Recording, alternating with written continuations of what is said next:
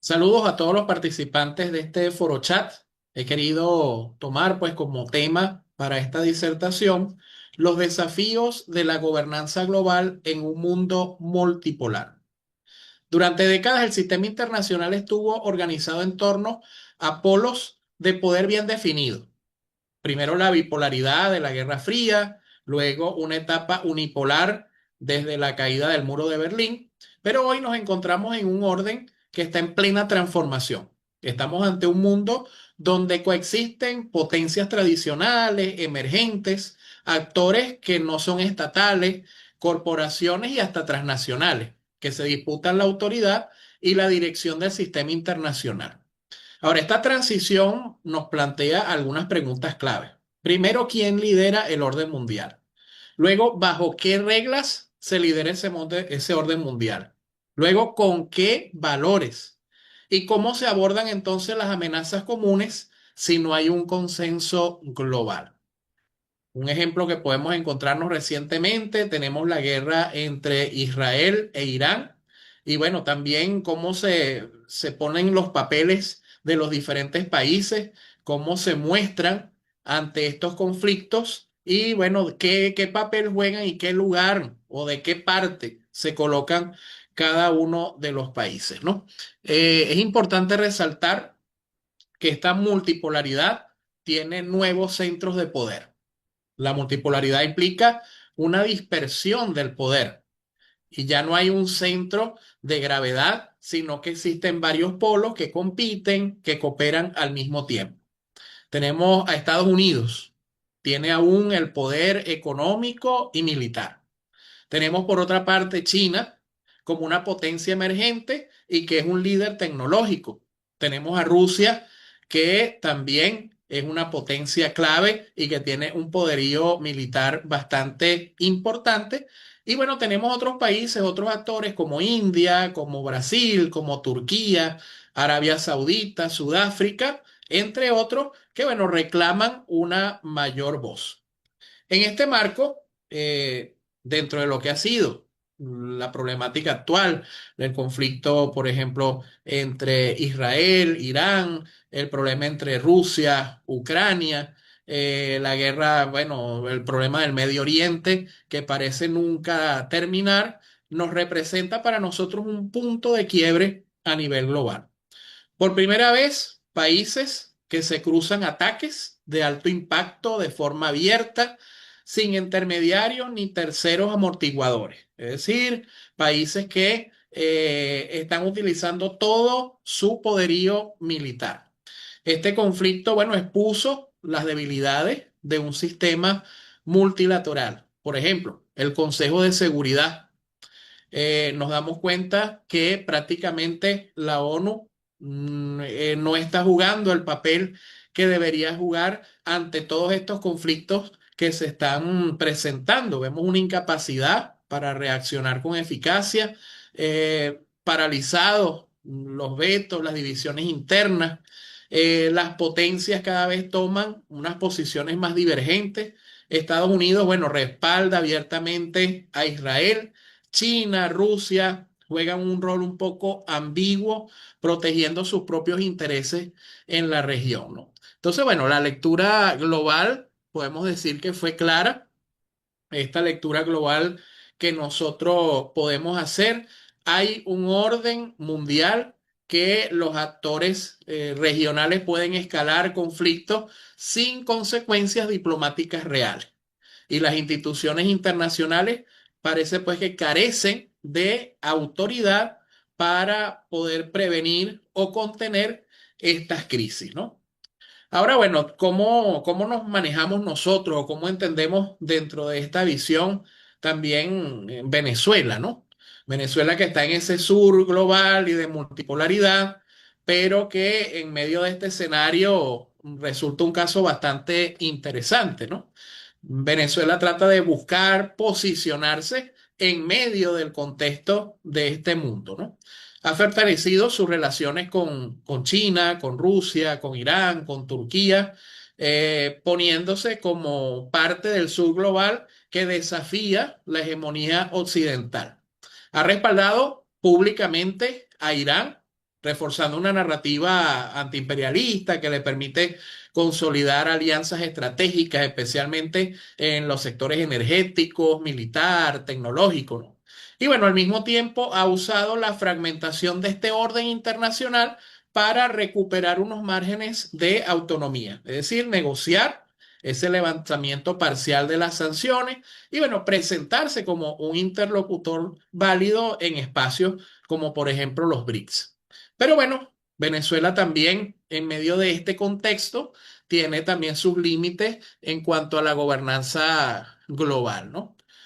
Bueno, que desfavorece a Venezuela en todo este escenario, todas las denuncias que hay en relación pues a la crisis migratoria, a los derechos humanos, el tema de las sanciones, que bueno, lejos de generar cambios estructurales, ha sido pues una fuente de polarización y que ha afectado pues más el tema político, ¿no? Entonces, bueno, este es el contexto en el cual se presenta Venezuela en este contexto global, ¿no? Esto nos hace ver de que hay una crisis del multilateralismo tradicional que podemos apreciar en el mundo entero. El ejemplo claro, Israel-Irán, ilustra lo que muchos analistas consideran pues como esa crisis sistémica. Las instituciones creadas en la posguerra, la ONU, el Fondo Monetario Internacional, entre otras, ya no reflejan las dinámicas del poder real global. Existen múltiples foros, el G7, el G20, los BRICS, pero estos no tienen una capacidad coordinada para tomar decisiones efectivas frente a los problemas más comunes que se presentan. Entonces, bueno, podemos decir que el derecho internacional se ha debilitado ante la selectividad de su aplicación. Esto ha erosionado pues la legitimidad. Y bueno, estos actores clave, estos tribunales, carecen pues de alguna valoración o una, digamos, confianza desde el punto de vista moral. Esta crisis es una crisis institucional, es una crisis también de ética, es una crisis de legitimidad. Entonces, bueno, en este escenario, ¿quién define lo que es justo? ¿Cuándo intervenir? ¿A quién sancionar? ¿Bajo qué principio? Esto plantea entonces unos desafíos estructurales de la gobernanza global. Entre estos principales desafíos de la gobernanza global se destaca una fragmentación del poder.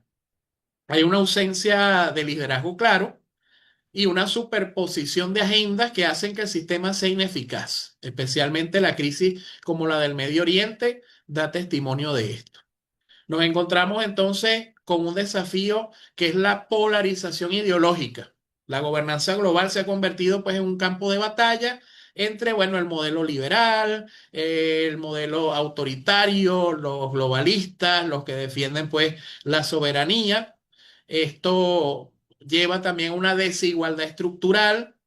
Ese sur global, incluida América Latina, sigue siendo eh, un actor importante que, bueno, a pesar de su peso demográfico y de su riqueza y sus recursos estratégicos, bueno, se debate en medio de esa crisis global.